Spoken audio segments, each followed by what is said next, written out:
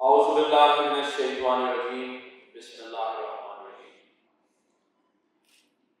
محترمہ نیلوفر بختیار صاحبہ، جو کسی تعارف کی محتاج نہیں، کہ عرصوں سے ہم دیکھ رہے ہیں کہ وہ اس قسم کے تمام ہی اقدامات میں، ایکٹیویٹیز میں بھرپور حصہ لیتی ہیں۔ بلکہ میں تو یہ بھی کہوں گا کہ اگر ایک بار اور بھی آپ کو کوئی پیراشوٹ باندھ کے اترنا پڑے تو آپ ان کاموں میں کر دیں۔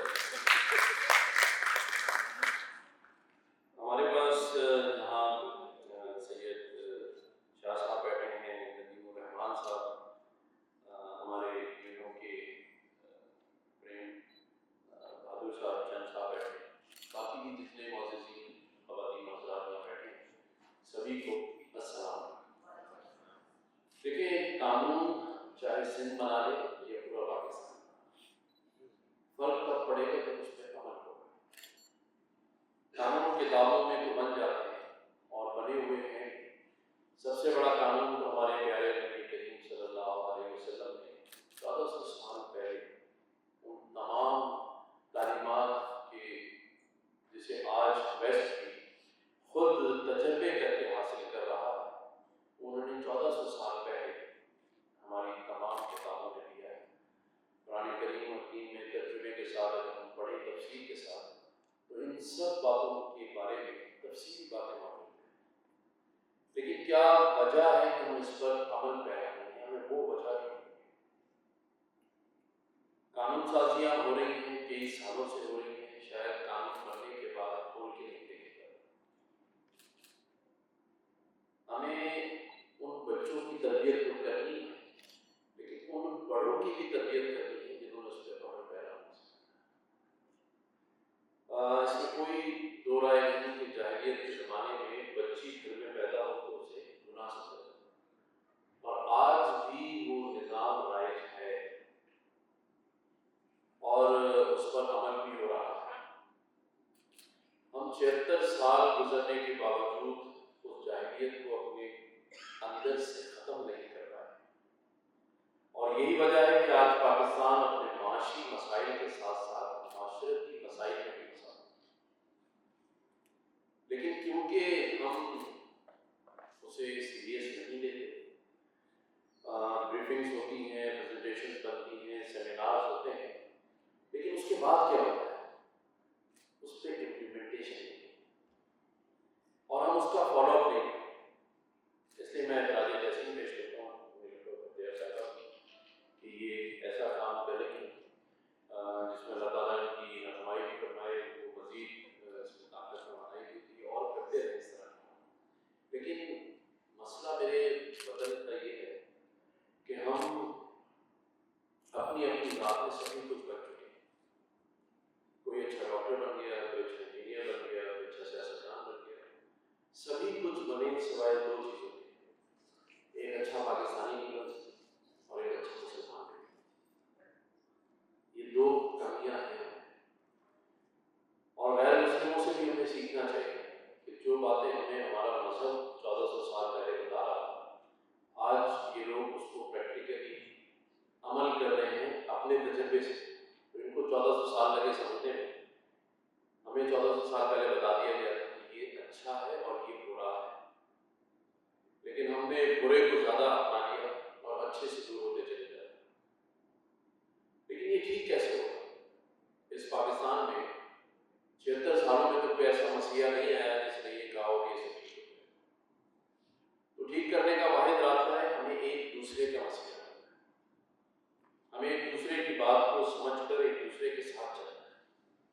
اگر نہیں کریں گے تو پھر تو جیسے کسی شاعر نے کہا کہ ایک عمر سے فریب سفر کھا رہے ہیں، ایک عمر سے فریب سفر کھا رہے ہیں، ہم معلوم ہی نہیں کہ کدھر جا رہے ہیں، ہمیں پتہ ہی نہیں کہاں جا رہے ہیں۔ بچیوں کی کم عمری میں شادیاں کر رہے ہیں، بچیوں کو پڑھانا نہیں چاہتے۔ میں تقریبی کہنے کے صوبے کی جو یونیورسٹیز ہیں اس کا چانسلر بھی ہوں۔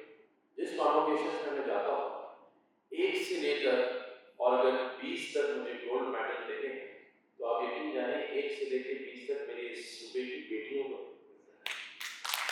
تو اگر ہمیں موقع ملا ہے تو یہ بچیاں ہی ہیں جو 20 نمبر تک گولڈ میڈل لے۔ لیکن بدقسمتی یہ ہے کہ جب وہ شادی ہو کے گھر جاتی ہیں تو یہ میڈلس دیواروں پہ سجا دیتا ہے، اور پھر ایک غیرت جاگ جاتی ہے کہ میری بہو کیسے کام کرے، اسے میں آگے نہیں آنے دوں۔ تو بہوؤں کو بیٹی بنائے، اور بیٹی کو جس طرح چاہتے ہیں کہ وہ خوش رہے، اپنی مرضی کرے، اپنی زندگی گزارے، ایسے اس کا بھی حق ہے جس بیٹی کو آپ اپنے گھر لائیں۔ لیکن ہم ماں نہیں ایسے ہوتے، ہم اسی پرانی روایات فرسودہ نظام میں جکڑے ہوئے ہیں، اور جب شہر کراچی کا یہ حال ہو تو پھر انٹیریئر سندھ اور پھر پورے پاکستان میں جہاں قبائلی سسٹم، جرگہ سسٹم، غیرت کے نام پہ، یہ کون سی غیرت ہے جہاں اپنی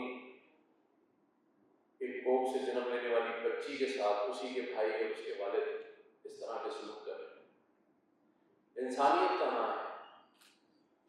کیونکہ وہ اس لیے نہیں ہے کہ ہم کسی بھی شعبے میں کہاں اصلاحات لا پائیں، ہم تو صرف نفسا نفسی ایک دوسرے کو ٹھیک کرنے میں لگے ہوئے ہیں، ہم اپنے آپ کو چھوڑ کے دوسروں کو ٹھیک کرنا چاہتے ہیں۔ ابھی یہ جاہلیت کا نظام، فرسودہ نظام، اس کے پیچھے بڑی سائنس ہے۔ بچپن میں ایک ماں کو یہ پتا ہوتا ہے کہ میرا بچہ یا بچی اگر کسی نفسیاتی مسئلے میں پھنس گئی ہے، یا اسے اس ٹائم پہ ٹریٹمنٹ دے کر اس کی کاؤنسلنگ کروا کے ٹھیک کیا جا سکتا ہے، تو ہمارے یہاں وہ ماں یا تو پیار میں یا رشتے داروں کے ڈر سے کہ تو میرے بچے کو پاگل نہ کہے، اس کی کاؤنسلنگ نہیں کرواتی۔ اور پھر ہوتا یہ ہے کہ وہ اس معاشرے میں رسول کا جاوید اقبال بن جاتا ہے، یا اسلام آباد کا ظاہر جعفر بن جاتا ہے، جہاں وہ کسی دوسرے کی بیٹی کا گلا کاٹ دیتا ہے۔ ایک اچھے انگلش میڈیم اسکول کا پڑھا ہوا ایک نوجوان یہ جب کام کر رہا ہوتا ہے، اس وقت اس ماں اور باپ کو احساس ہوتا ہے کہ اگر میں نے جب پہلی، دوسری اور تیسری کلاس میں اس کو یہ نہ چھپایا ہوتا تو آج یہ ہمارے لیے بدنامی کا باعث تھا۔ تو میرے حساب سے جو تربیت ظاہر جعفر اور جاوید اقبال کی ماں باپ کی ہونی چاہیے کہ نہ کہ ان کی۔ تو ہم جو اپنے اس معاشرے کی برائیوں کو چھپا دیتے ہیں، ڈر سے، خوف سے آواز نہیں اٹھاتے، تو ڈر اللہ کا نہیں ہے لیکن اس علاقے کے بڈیروں کا ڈر ہے، اس علاقے کے جاگیرداروں کا ڈر ہے کہ ہم وہاں جا کے اگر ایسے سیمینارز کریں گے تو اس علاقے کا قبائلی آدمی ہمارا دشمن بن جائے گا۔ اسی طرح ہم آواز اٹھاتے ہوئے ڈر رہے ہیں فلسطین کے مسلمان بچوں کے لیے۔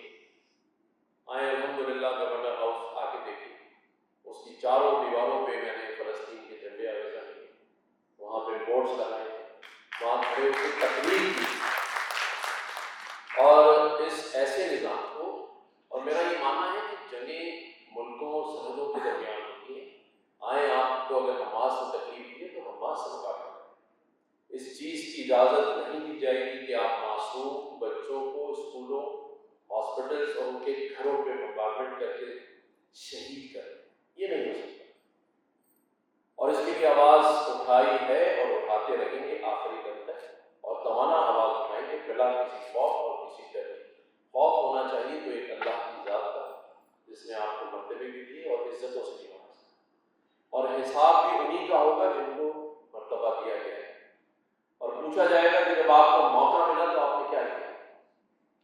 تو یہ بات بالکل ٹھیک ہے کہ ہمارے یہاں یہ فرسودہ نظام، جاہلیت کا نظام چل رہا ہے، جس کی وجہ سے ہماری معصوم بچیاں جو کہ ابھی ایک کلی سے پھول نہیں بنی ہوتی، انہیں آپ مرجھا دیتے ہیں، اور ایک فرسودہ روایت نظام کے نام پہ انہیں بیچ دیتے ہیں یا پھینک دیتے ہیں دوسروں کے ہاتھوں میں۔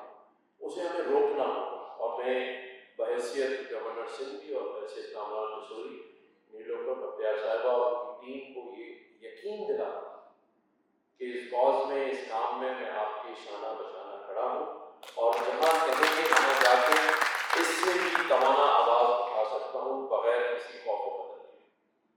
دوسرا، آپ نے اسکول کی بات کی تو میں خود اپنے پاس سے ہمارے سندھ کے جو ایجوکیشن منسٹر ہیں یا سیکرٹری ہیں، وہ خط لکھ دوں کہ جو اسکول آپ کہہ رہی ہیں پاٹنہ کے نام سے، اس کو ہونا چاہیے، میں یہ ریکمنڈیشن دوں گا اور ہم کریں گے۔ دیکھیں، بات صرف اتنی سی ہے کہ اگر اب نہیں تو کبھی نہیں والی بات ہے، 76 سال کے بعد آپ نے ہماری یوتھ کو کیا دیا ہے؟ 1 اور 2 billion dollar I M F کے سامنے مانگنے والا ایک بھیک کا پیالہ، اور ہم فخر سے گھوم رہے ہیں اس پاکستان میں. جیسے میں ہمیشہ کہتا ہوتا ہوں لائٹر روڈ میں کہ گیس اتنی آ رہی ہے کہ آپ لوگ چولہے کھلے چھوڑ رہے ہیں، اور پانی اتنا آ رہا ہے کہ برابر میں بیچا جا رہا ہے، اور بجلی شہر میں اتنی سستی ہے کہ آپ پڑوسیوں کو کہہ رہے ہیں اگر بل زیادہ ہے تو مجھے بھی تو میں بھر دیتا ہوں. یہ مل رہا ہے. تو جس شہر میں، جس وطن میں بنیادی سہولیات ہی نہ ہو، تو اس میں آپ بڑے اور بالا بلند دعوے کیسے کر سکتے ہیں؟ ہمارے اس شہر میں، اس صوبے میں اگر آپ اٹھا کے دیکھیں تو لوگ اپنی بنیادی سہولتوں سے محروم ہیں. یہ ہے پاکستان.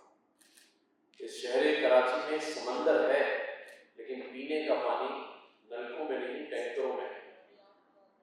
معیشت کا شہر ہے، انڈسٹری پورے پاکستان کے اس شہر میں ہے جہاں گیس نہیں ہے، جہاں پر اچھے روڈ راستے نہیں ہیں. ہاں یہ ضرور ہے کہ جو ہم یہاں بیٹھے ہیں ان میں سے کئیوں کے بہت اچھے بڑے گھر ہوں گے، اور ان کے بچے اچھے اسکولوں میں جا رہے ہوں گے، اور انہیں یہ غم اور درد نہیں ہوگا کہ انہیں کیسے پڑھانا ہے. لیکن اس شہر میں ایک ایسی ماں کا گھر بھی ہے جو اپنے گلی میں کھلونے والے کے آنے سے پہلے اپنے معصوم بچے کو سلا دیتی ہے کہ کہیں ایسا نہ ہو کہ اس کھلونے والے کی آواز سن کر وہ بلند اور بلبلا اٹھے اور فرمائش کرے کہ مجھے 25 روپے کا کھلونا دے کر، کیونکہ اس کے پاس وہ 25 روپے نہیں ہے. اس کا میاں 25,000 ہی تو کماتا ہے فقط، جس میں کرایہ بھی ہے، بجلی کا بل بھی ہے، بچوں کی فیسیں بھی ہیں. تو اس 25,000 میں کبھی ہم اپنا بجٹ بنا کے دکھائیں تو پھر مجھے لگے گا کہ ہم کچھ کر سکیں. تو ان لوگوں کے لیے، اور اس کے بعد ان معصوم بچیوں کے لیے جو کہ کم عمری میں ہی یا تو گروی رکھ دی جاتی ہیں، بیچنے کا لفظ اس لیے کہہ رہا ہوں کہ اگر ایک کم عمری میں کسی کی شادی کی جا رہی ہے تو اس کو بیچا ہی جا رہا ہے. کیونکہ کوئی بھی عزت دار شخص اپنی بیٹی کو بیاہ کے تبھی ہاتھ میں دے گا جب اس کی وہ عمر آئے گی، جب وہ سمجھدار ہوگی، بالغ ہوگی، اسے اچھے برے کی تمیز ہوگی اور پڑھی لکھی ہوگی، شعور والی ہوگی. کسی بھی بے شعور چیز کو کسی کے حوالے کر دینا بیچنے کے ہی مطابق ہے.